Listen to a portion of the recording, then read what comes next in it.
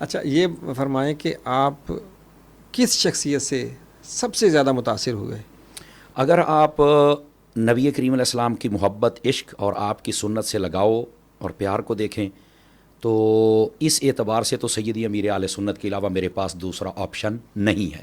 جی ٹھیک ہے۔ اس کے بعد ہوتی ہے تحریر ہے، تقریر ہے، تدریس ہے، تو اس میں مختلف شخصیات ہمارے علماء اہل سنت میں ہیں۔ اساتذہ میں سے کون تھا؟ ہاں، اساتذہ میں سب سے زیادہ آئیڈیل میری شخصیت مفتی گلرزا عطاری صاحب تھے، ماشاء آئیڈیل شخصیت تھے۔ ماشاء اللہ۔ ان میں یہ کوالٹی تھی کہ یہ طالب علم کو اپنا بیٹا سمجھتے تھے، سزا بھی دیتے تھے لیکن منا بھی لیتے تھے، اور طالب علم کو یہ محسوس نہیں ہوتا تھا کہ میں گھر رہ رہا ہوں یا مدرسے میں رہ رہا ہوں۔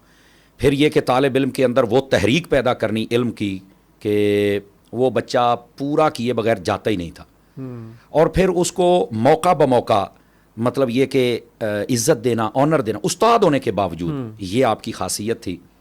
اور اس کے بعد پھر ان کی جو مجھے سب سے بڑی بات پسند ہے، جہاں بھی بیٹھتے ہیں نا وہ یہ ساری بات کرنے کے بعد کہتے ہیں بیٹے دیکھو آپ کو یہ سارا کوئی دعوت اسلامی نے دی ہے، الحمدللہ۔ فرشتے تو یہ نہیں ہیں لیکن چھوٹی موٹی بات پر آپ کو غداری نہیں کرنی چاہیے، عطاری کے خمیر میں غداری نہیں ہے۔ تو میری آئیڈیل شخصیت یہ ہے۔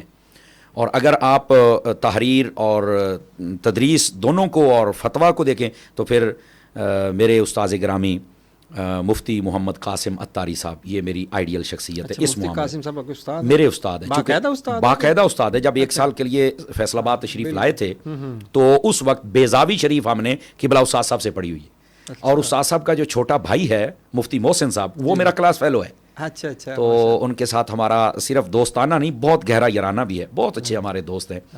تو اس اعتبار سے استاد صاحب یہ میری آئیڈیل شخصیت ہے، اور باقی جتنے اساتذہ ہیں وہ بھی آئیڈیل ہیں، لیکن یہ کہ ہر ایک کی اپنی خوشبو ہے۔ جی، اپنی خوشبو ہے۔